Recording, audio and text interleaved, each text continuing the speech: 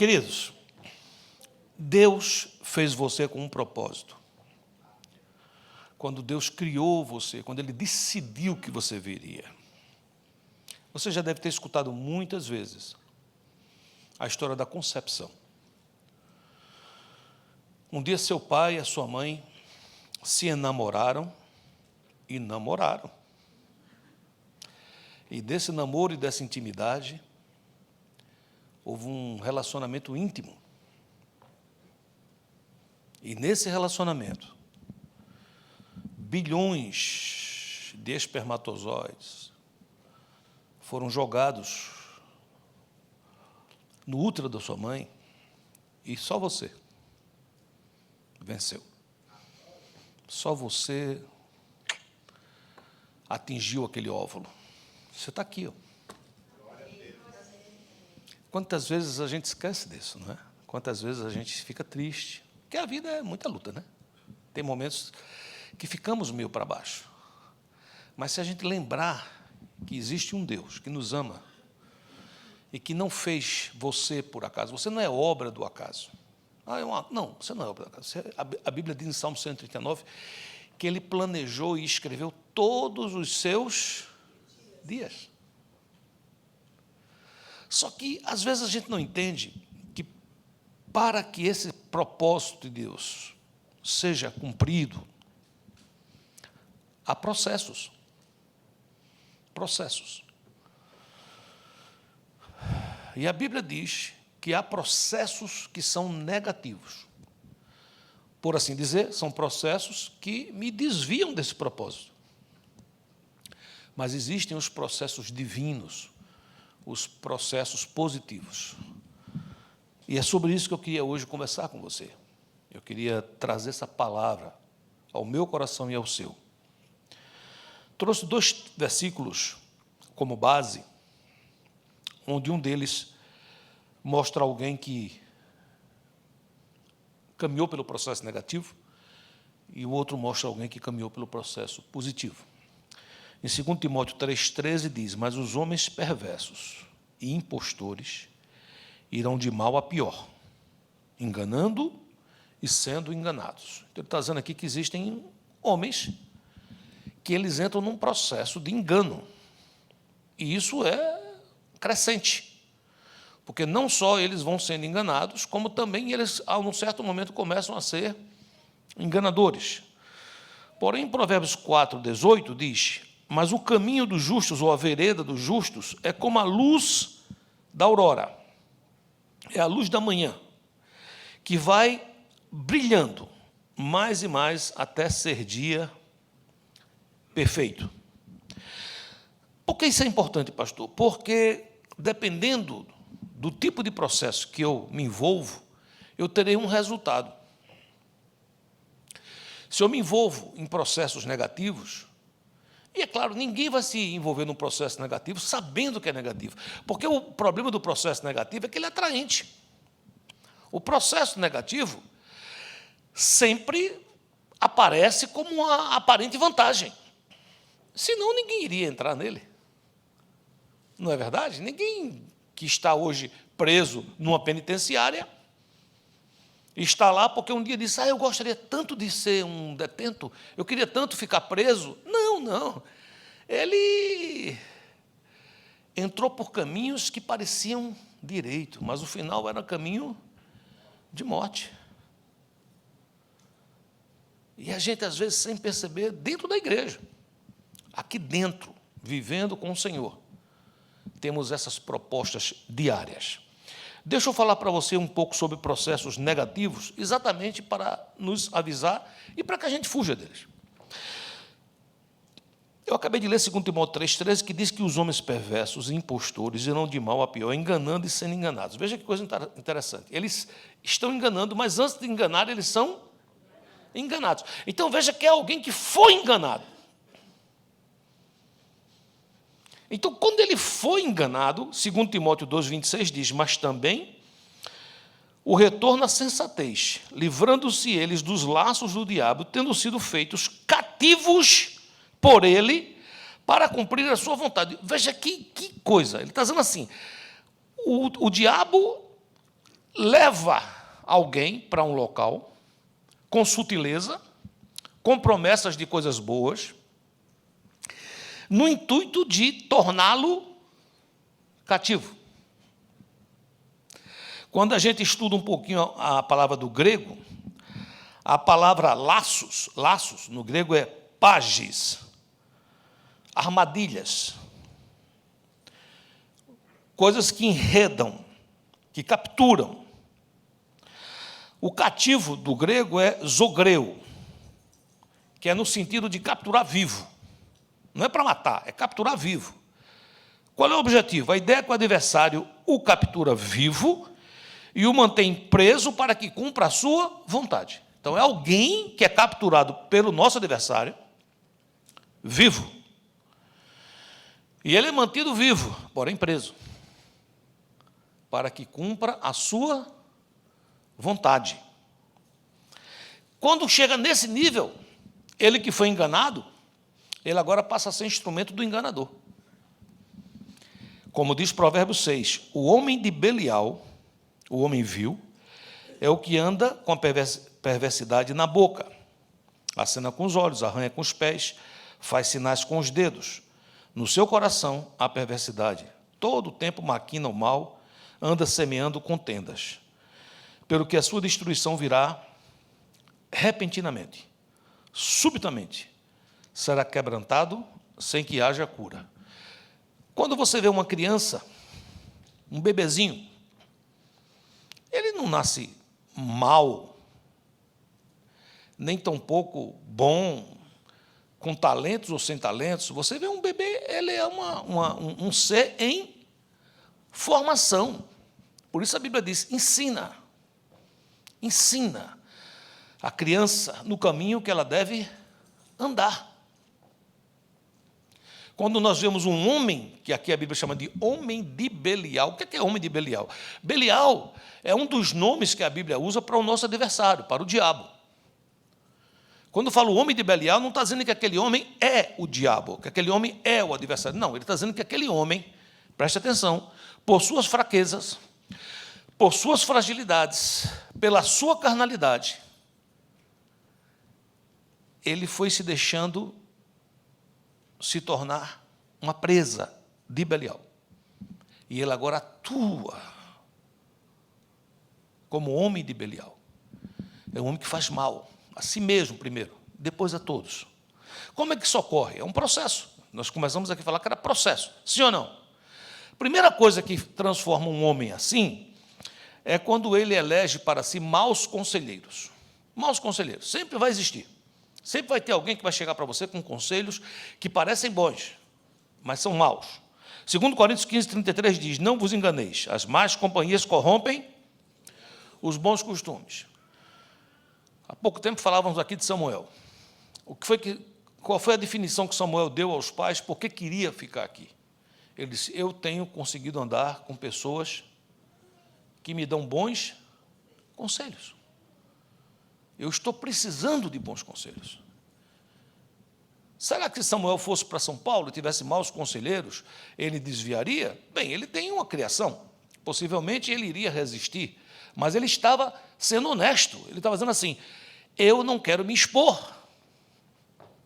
Eu não quero ficar exposto a maus conselheiros. Salmos 1:1 diz, feliz, bem-aventurado, o homem que não anda no conselho dos ímpios, não se detém no caminho dos pecadores, nem se assenta na roda dos escarnecedores. Queridos, a Bíblia diz que isso é uma decisão pessoal, sou eu que decido.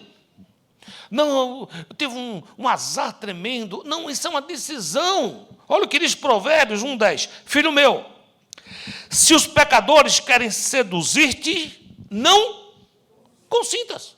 Eu posso dizer sim, mas eu também posso dizer não, eu não quero. Ô, queridos, 25 anos de América. Quantas vezes maus conselheiros se aproximaram de mim? Quantas vezes chegaram pessoas me dando caminhos que pareciam atalhos? Mas eu percebia que não eram atalhos, eram desvios. Há uma diferença. Atalho, às vezes, é uma forma de você fazer o mesmo percurso mais rapidamente. Mas desvio não é isso. Desvio tira você do propósito. Então, queridos, é muito importante que você entenda, que eu entendo quantas pessoas eu conheci nesse país que caminhavam bem, mas começaram a entregar os seus ouvidos a maus conselheiros. Você sabe qual é o processo? Porque é um processo. O próximo passo é que começa a ter conversações inúteis. Você diz, pastor, como é que eu sei que eu estou andando com maus conselheiros? Como é que são suas conversações com A, B, C, D, E, F, quando você está com elas? São conversações que edificam? Porque se for, você está bem. Mas o que é que significa conversações inúteis, pastor? 1 Timóteo 6 diz assim, e tu, ó Timóteo, Paulo falando para o seu filho na fé, e tu, ó Timóteo, guarda o que te foi confiado, evitando os falatórios inúteis e profanos, e as contradições do saber, como falsamente eles chamam, pois alguns, professando, se desviaram da fé. A graça seja convosco.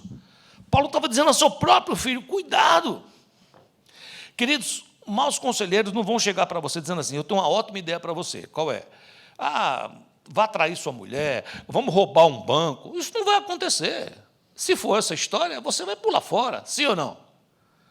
É como aquela história que já contei aqui algumas vezes, que uma vez o meu professor, esses professores antigamente de química, de laboratório, eles eram, naquele tempo não tinha muita coisa politicamente correta, né? Então era cada invenção que fazia, matava sapo, era um negócio, não sei se ainda existe, né? Disse assim. Me levou lá, levou a gente tudo para um laboratório, e tinha lá uma pia lá, com os sapos dentro, né? E os sapos estavam lá com aquele jeitão de sapo de ser, não sei se você conhece, aquele jeito que ele fica ali, né? E ele pegou um sapo daquele, tinha uma pia lá com água bem quente, e ele jogou o sapo na água quente. Uau! O sapo pulou. Quando ele tocou na água quente, ele pulou fora. É lógico, né? A água fervendo. Aí ele disse, agora preste atenção. Aí ele pegou lá uma pia, colocou o sapo e começou a aquecer a água. E o sapo foi achando que estava num spa. E ele foi lá se ajeitando, e ele ia aumentando a temperatura. E ele, entendeu? Queridos, ele levou até ferver aquele sapo. E o sapo não saiu, porque foi pouco a pouco.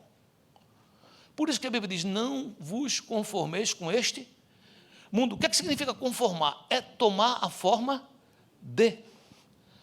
Isso não é algo que você vai receber de vez, porque você é um homem de Deus, uma mulher de Deus. Se alguém vier com uma proposta esdrúxula, você vai rejeitar. Mas isso acontece paulatinamente. Às vezes é uma conversa no chat. Né? Eu gosto, às vezes, de jogar xadrez. É uma das coisas que eu tento fazer. Dizem que a pessoa jogando xadrez fica mais difícil de ter Alzheimer, que a pessoa parece que fica pensando lá. Né? E você joga com muita gente. Toda pessoa lhe pede para jogar, joga. Toda vez que tem uma conversa meia, mais ou menos, porque xadrez tem homens jogando e também tem mulheres.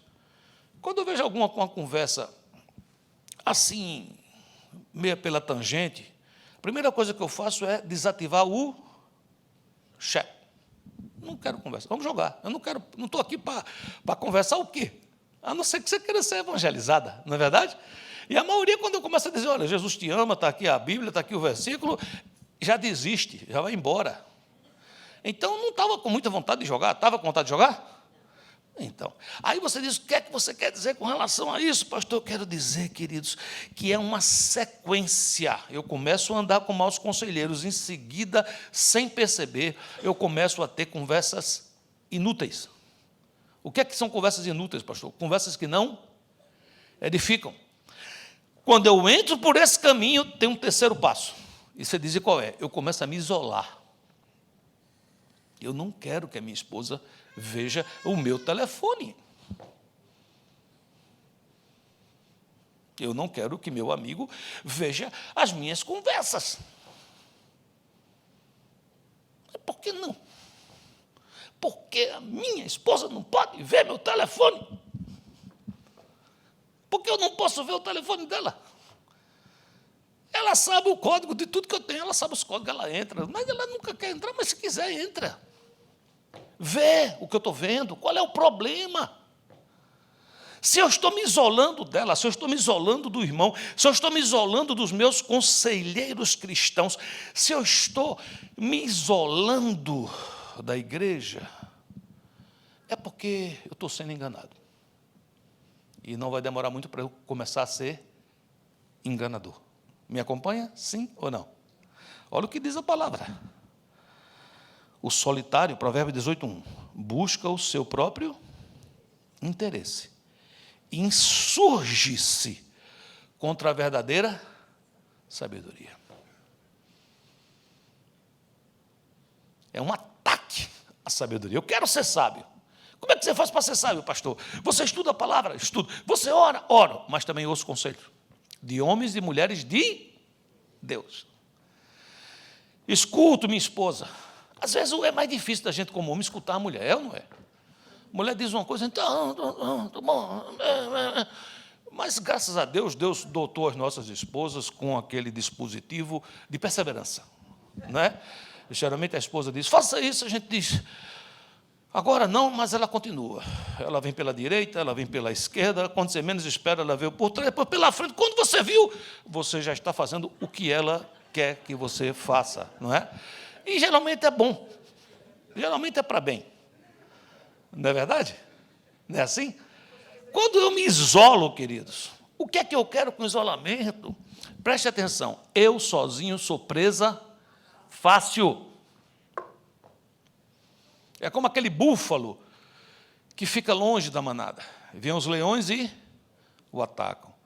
Quando está todo mundo junto, é mais difícil, não é? Eu já vi cada leão levar uma chifrada de búfalo que vai lá para cima. Você já viu esse filme?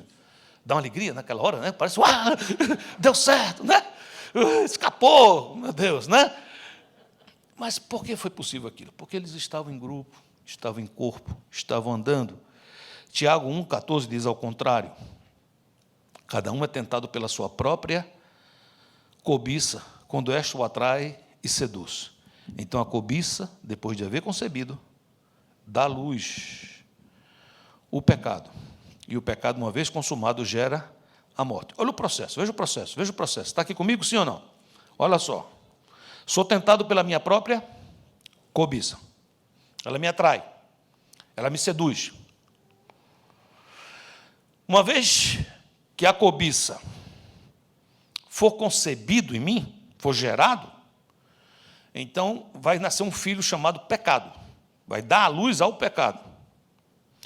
O pecado, uma vez consumado, gera morte. Você falou, o que é morte, pastor? Morte é separação. Morte espiritual significa separação de Deus. Todos nós estávamos mortos nos nossos delitos e pecados. Como é que a gente fica morto no delito e pecado se a gente estava andando?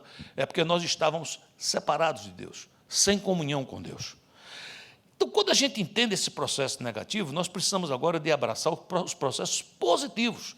Então, o que é preciso para que a gente abrace um processo positivo? Ora, aqui está dizendo o seguinte, a vereda do justo é como a luz da aurora, ou seja, o caminho do justo é como a luz da manhã. Não sei aqui se alguém, às vezes, já acorda muito cedinho, eu, às vezes, acordo muito cedo, e aí está escuro. Mas, quando você acorda assim que está escuro, dá algum tempo, você começa a ver aquela luz tênue, uma luz fraquinha. É isso que a Bíblia está dizendo, que é a luz da aurora, é a luz do amanhecer. Você vai dizer, já é dia? Está começando. Então, ele está dizendo assim, a vida sua como justo deve ser essa luz. Às vezes é fraca, mas começou.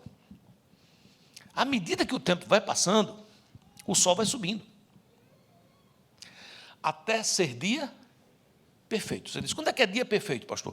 É quando o sol está sobre nossas cabeças. A palavra diz que aí não há mais sombra de dúvida e nem variação. É a hora onde tudo fica claro. Eu não sei qual é a estação que você está, se você está 5 horas da manhã, 6 horas da manhã, 8 da manhã, 9 da manhã, mas é dia. Se é dia, fica aí. Você foi feito justo, você não é justo, eu não sou justo, porque nós não temos capacidade de nos justificarmos, mas Jesus Cristo, o justo, nos justificou. Nós fomos feitos justos nele. Nele, amém, queridos? Quando isso acontece, nós começamos a voltar à sensatez. Olha o que diz 2 Timóteo 2,25. Disciplinando com mansidão os que se opõem, na expectativa de que Deus lhe conceda não só o arrependimento para conhecer plenamente a verdade, mas também o retorno à sensatez. Porque aquele outro processo, a primeira coisa que ele vai fazer é tornar a pessoa insensato. Não sabe o que está fazendo. Toma decisões malucas, pede divórcio, larga a família, larga trabalho, porque está agindo com insensatez. Aqui está dizendo que há um outro processo que faz você retornar à sensatez, livrando-se eles dos laços do diabo, tendo sido feitos cativos por ele para cumprir a sua vontade. É uma libertação. Eu estava preso dos laços, mas eu fui liberto. E como é que isso funciona, pastor? O processo é incrível, queridos, mas começa assim, preste atenção, repete comigo, diga assim: mais de Cristo, menos de mim. Repete isso mais forte. João 3,30. Convém que ele cresça e que eu diminua. Esse é o processo. O processo que me leva à sensatez. O processo que me leva a ser próspero. O processo que me leva a ter vitória. É menos de mim, mais de Cristo. Menos de mim, mais de Cristo. Eu preciso entender que as provas fazem parte do processo. Tiago, capítulo 1, de 2 a 4, diz: meus irmãos, tende por motivo de toda alegria o passardes por várias provações, sabendo que a aprovação da vossa fé, uma vez confirmada, produz perseverança. Veja que é um processo. Ele está dizendo assim: não fica desesperado porque está passando por uma prova. Não fica desesperado porque está passando por provação. É bom passar por provação? Eu não gosto. Você gosta? Mas aqui está dizendo o seguinte, que eu devo ter alegria quando passo por provação. É como se fosse uma dica que ele está dizendo. Não é a aprovação em si. Ele não está me ensinando a ser masoquista, a gostar de sofrimento. Ele está dizendo o seguinte: eu sei que o sofrimento é ruim, mas preste atenção que isso leva a um fim bom. O propósito é bom. O final é bom. Então ele está dizendo o seguinte, preste muita atenção. Quando eu passo por provações, quando ela é confirmada, a minha fé, ela produz uma coisa chamada perseverança. Eu passo a ser alguém perseverante, eu não desisto. E demais, ora, a perseverança deve ter ação completa, para que sejais perfeitos e íntegros, em nada deficientes. Essa palavra ação completa, deixa eu explicar uma coisa para você. Eu tenho visto muitos problemas acontecerem por falta de ação completa. 99% não significa que a ação está completa. Já ouviu alguém dizer assim: puxa vida, eu fiz tanto, e você não reconhece?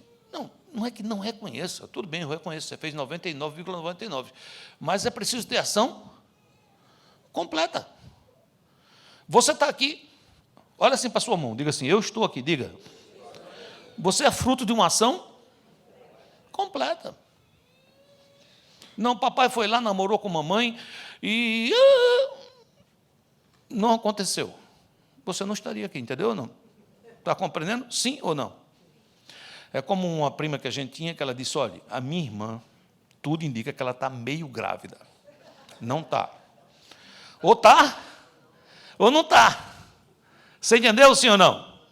Muitas coisas, queridos, a gente perde na vida, até no trabalho, por falta de uma ação completa. Eu fiz tudo. Eu telefonei, eu liguei, eu disse, e descansei achando que a pessoa vai fazer. Isso não é ação completa. A ação completa você tem que fazer o ciclo. Eu não entendo nada desses jogos aqui americanos, eu estou aqui há 25 anos, mas já assisti alguns. Teve uma época que o Miami foi campeão de beisebol. Não sei se vocês assistiram aquela época. Qual o time aqui de beisebol? O Marlins. Não sei se vocês lembram uma época, não sei se já foi outra vez, mas teve uma época que ele foi campeão, né? E aqui nos Estados Unidos é bom, porque quando um time é campeão aqui, ele é campeão mundial. né? O cara jogou basquete ali, Texas contra, sei lá, Califórnia. Quem ganhou é o campeão mundial. Nem avisaram para os outros países, mas já está tudo certo, não é não? É bom demais. E eu lembro que eu tinha filhos em casa e eles, vamos assistir esse jogo de beisebol. Não, só achava aquilo super chato. O jogo é longo. Alguém já assistiu aquilo ali? Não. Tem jogo para 4 horas, né? Uma coisa incrível aquilo. Mas assim, eu assistia, porque eu estava com meus filhos, e também eu tenho um genro chamado Pedrinho, que é muito bom assistir as coisas com ele, que ele tem muita história. É muita história. Meu Deus do céu. Você não tem ideia. Ele disse que teve um cara lá que rebateu um negócio tão forte, como foi que ele disse, meu Deus? É tão difícil que até eu me esqueço.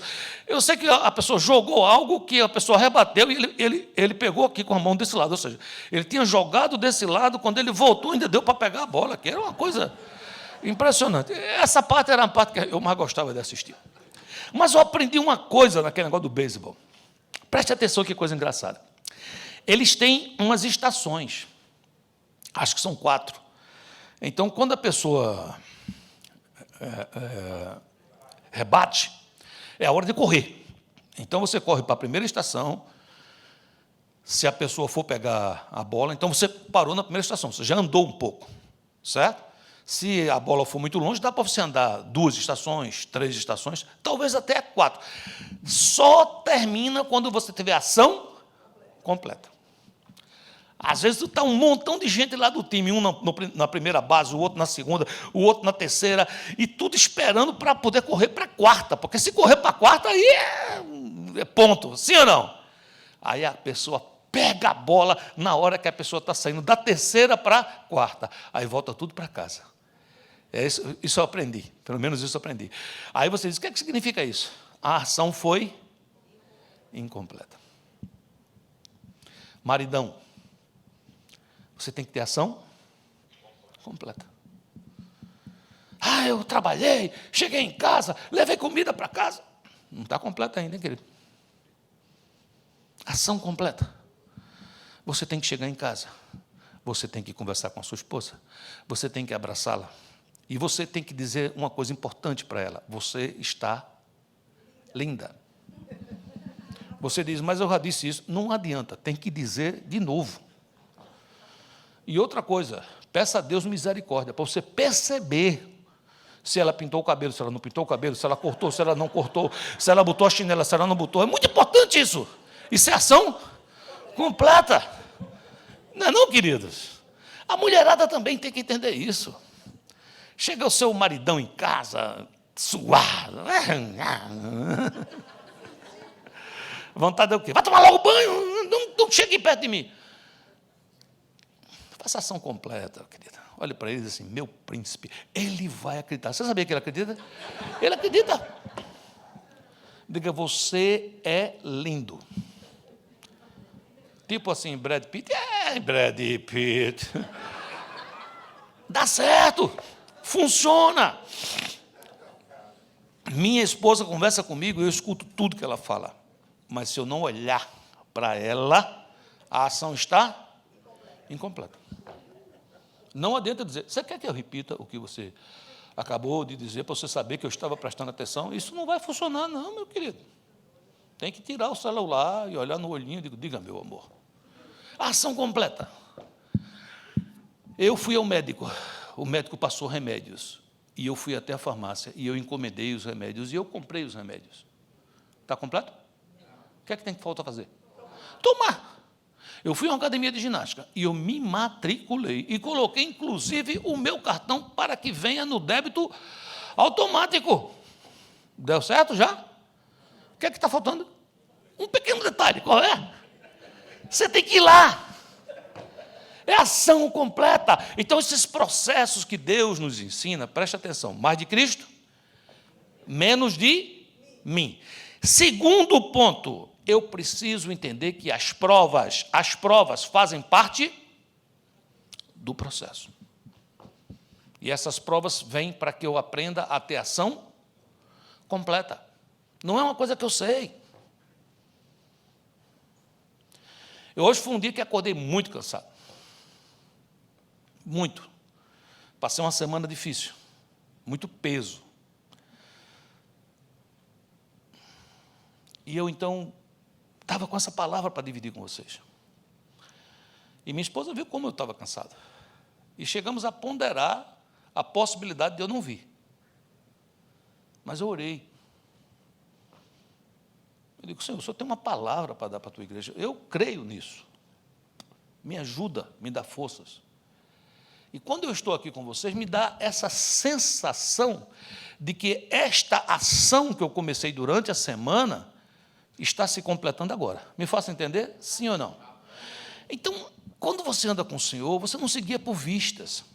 Você não guia porque está fácil, porque está bonito, porque está mais ou menos. São processos. O homem de Deus não foge. A mulher de Deus não foge.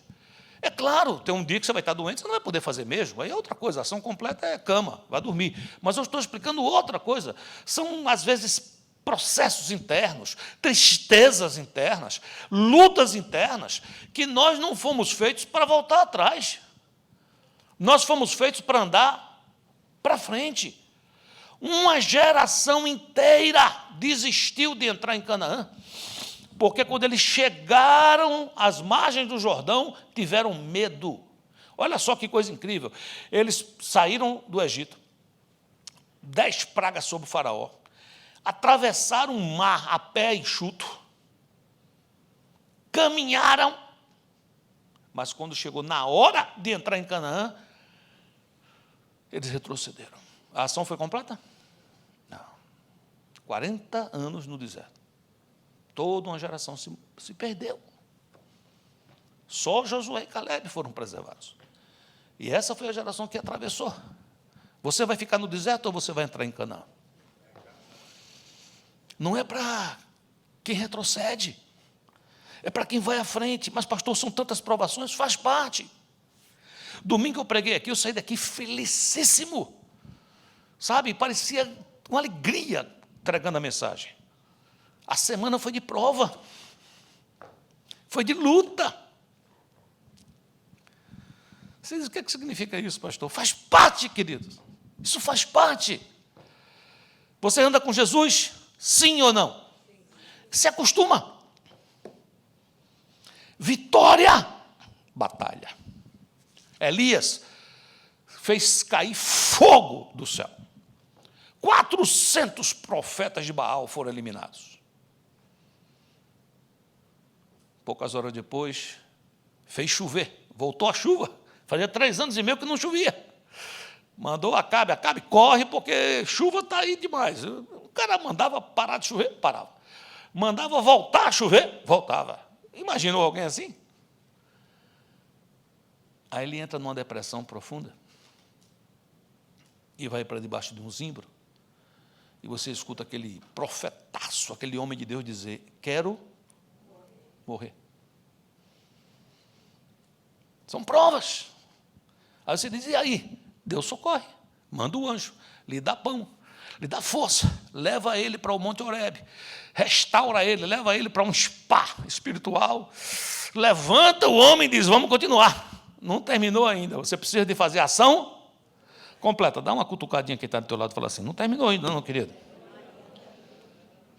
Nessa caminhada, nesses processos positivos, olhe muito para o que eu vou dizer agora. Eleja companheiros fiéis. Não ande sozinho. Eleja companheiros fiéis. Você diz, o que é um companheiro fiel, pastor? É alguém que me agrada, que diz toda hora que eu estou bonitão, que diz você é fantástico, que tudo que... Isso não são fiéis. Isso são bajuladores. É uma outra coisa. E o que é um companheiro fiel? Provérbios 27, 6 diz, leais são as feridas feitas pelo que ama. Porém, os beijos de quem odeia são enganosos. Você tem algum amigo que às vezes chega para você e diz, pare. Você diz, entendi, eu vou amar. Não, você não vai amar, você vai odiar. Ninguém gosta de ser ferido. Quem é que gosta aqui de ser ferido? Eu não gosto. Quando algum irmão ou irmã que anda comigo aqui, que diz coisas que eu não gosto de ouvir, no primeiro momento, eu tenho raiva. Você deixa a pessoa perceber? Não. Eu disfarço bem. Mas, intimamente, eu tenho vontade de...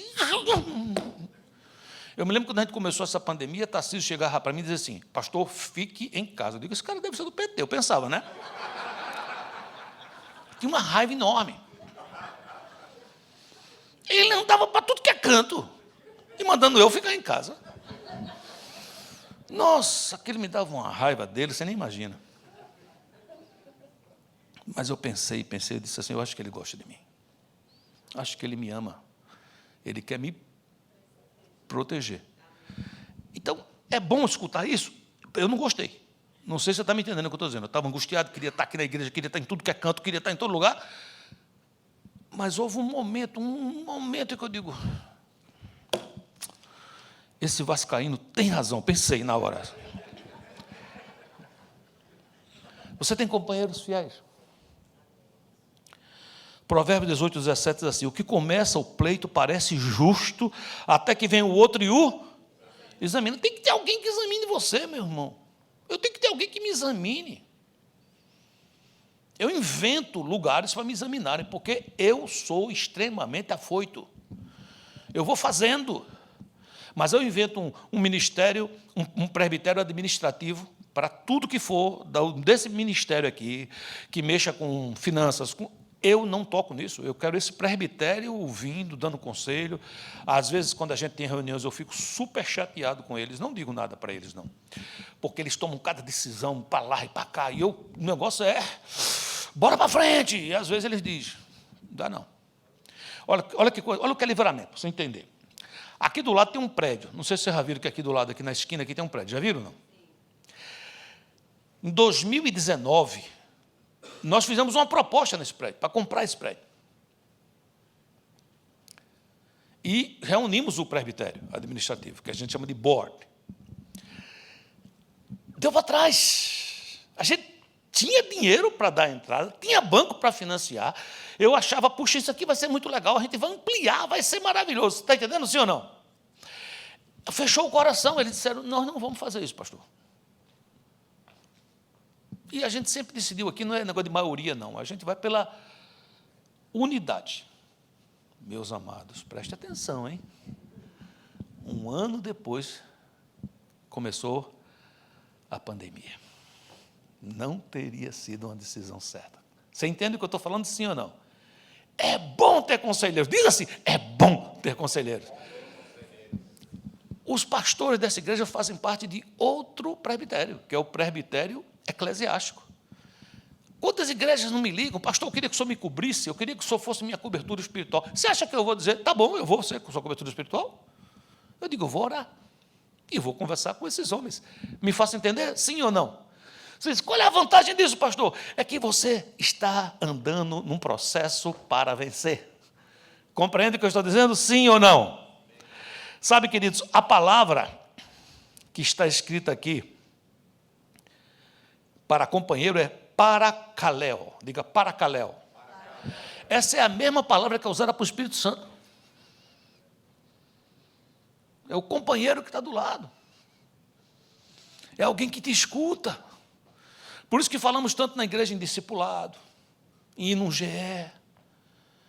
Você fala, mas eles todos estão certos? Não é assim.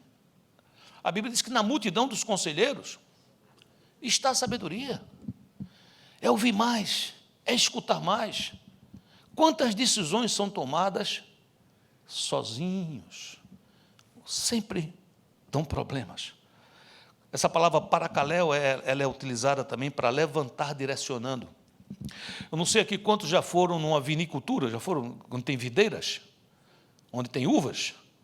Você já percebeu como é que as uvas crescem, não? Eles colocam umas grades do lado, porque a vide ou a parreira, ela é uma planta trepadeira, ela cresce. Se você não faz isso, ela vai esparramar pelo chão e vai dar pouco fruto. Então, quando você exortar alguém, o que é exortar, pastor? É você levantar direcionando. Eu preciso ser exortado, você precisa ser exortado. A gente precisa do corpo de Cristo, a gente precisa da igreja. quando isso ocorre, queridos, mais facilmente eu lembro por que motivo eu fui criado. Você sabe por que é que você foi criado? Você já se perguntou, eu não sei por que é que eu existo, eu não sirvo para nada. Já ouviu essas frases, sim ou não? Deixa eu explicar para você. Efésios 1,6 diz assim, que você foi criado para o louvor da glória de sua graça, que Ele nos concedeu gratuitamente no amado. Diga assim, eu fui criado para o louvor da sua glória. Você foi criado para o louvor da glória de Deus. Os céus olham para você com expectativa. Quando eu entendo isso, vem o selo.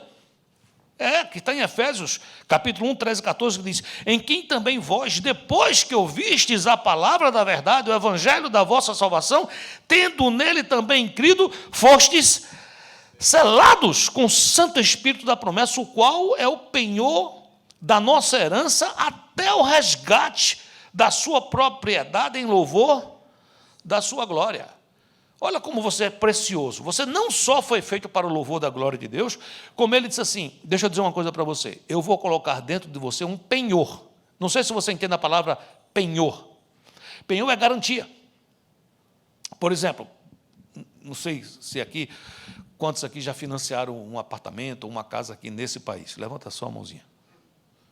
Você sabe, quando você financia aquilo ali, tem um penhor. Você sabe qual é o penhor? Não. É a própria casa.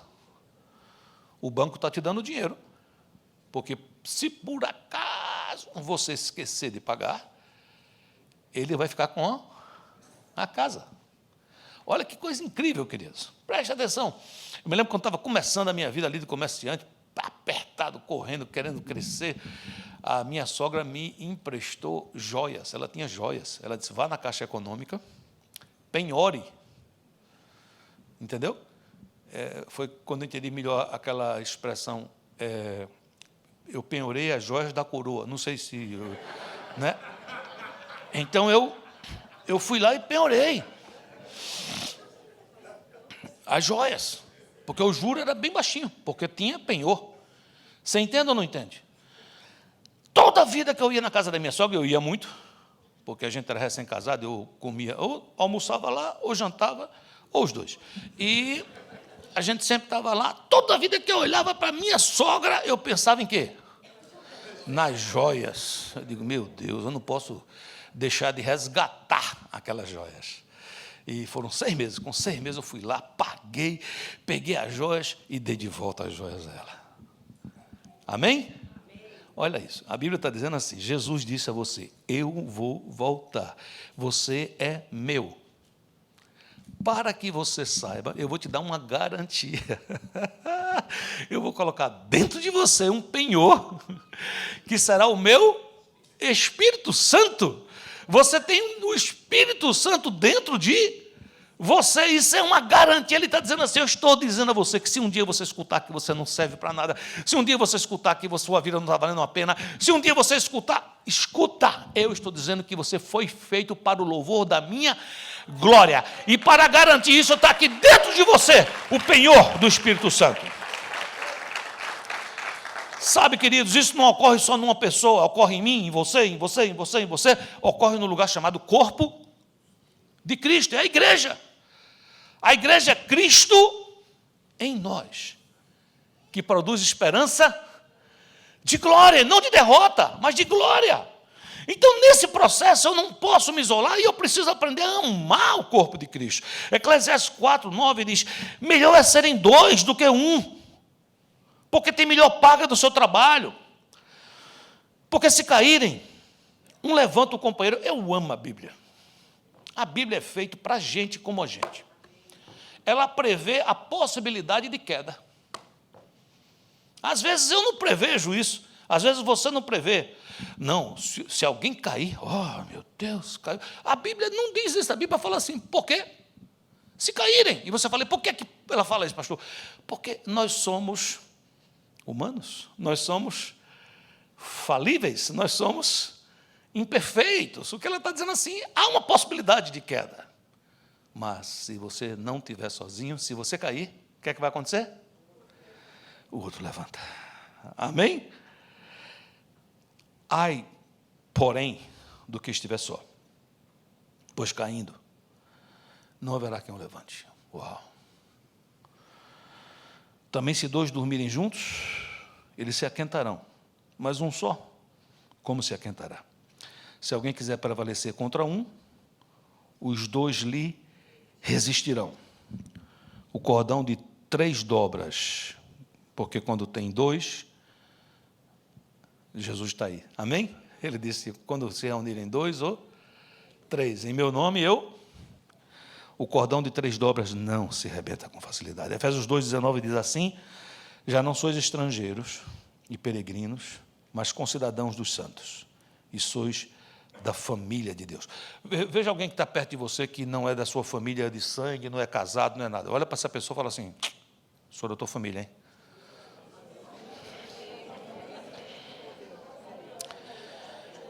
Edificados sobre o fundamento dos apóstolos e profetas, sendo ele mesmo Cristo Jesus a pedra angular, no qual todo edifício bem ajustado cresce para santuário dedicado ao Senhor, no qual também vós juntamente estáis sendo edificado para a habitação de Deus no Espírito.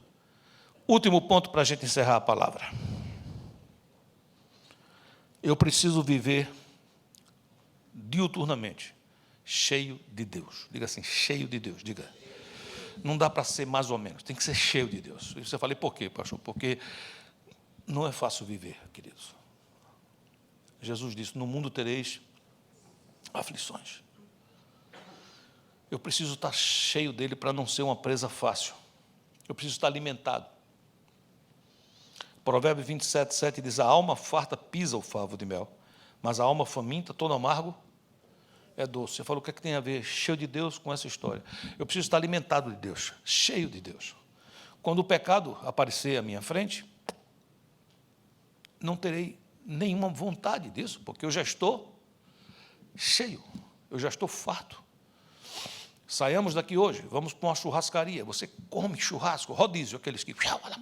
Conhece, não? A picanha vem pelo lado direito, a maminha pelo lado esquerdo, e você come. Você saiu dali. Alguém diz, quer um hambúrguer? Você vai querer? Não quer. Cheio de Deus. Cheio de Deus. Cheio da presença dEle. Por isso que o apóstolo Paulo, até no casamento, ele diz isso. Se vocês se apartarem um do outro, que seja por pouco tempo, para oração e de comum acordo, para que vocês não venham a ser tentados. É simples, é o processo de alimentação. A alma farta pisa o favo de mel. A alma farta pisa o favo de mel. Mas a alma faminta, todo amargo, é doce. Como é que eu devo me alimentar? Efésios 5 diz, falando entre vós com salmos, entoando e louvando de coração ao Senhor, com hinos e cânticos espirituais, dando sempre graças por tudo a nosso Deus e Pai, em nome de nosso Senhor Jesus Cristo, sujeitando-vos uns aos outros no temor de Cristo. Um ataque mental, salmos e hinos espirituais. Uma palavra que alguém te dá de desânimo, salmos e hinos espirituais. Alguém diz, tua empresa não vai dar certo. Salmos e hinos espirituais. Alguém diz, olha, você vai fracassar nesse negócio. Falando entre vós com salmos e hinos espirituais, nós seremos cheios de Deus.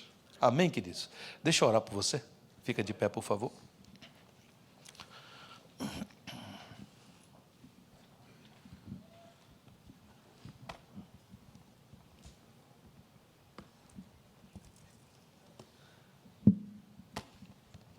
Pai amado, nós te louvamos por causa do que o Senhor é, por causa da tua vida em nossa vida.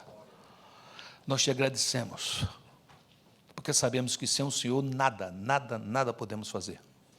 Mas sabemos, Senhor, que contigo tudo podemos, porque é o Senhor que nos fortalece. Ensina-nos, Senhor, a andar nos teus processos, nesses processos que me levam, Senhor, ao dia perfeito. nesses processos que nos levam, Senhor, à vitória. E nos ajuda a determinar, a discernir e fugir dos processos negativos que só nos afastam de Ti. Ser com cada um que está aqui. Toque em cada coração. Unge, Senhor.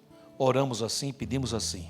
E recebemos no Teu nome, Jesus. Amém e amém. Glória a Deus.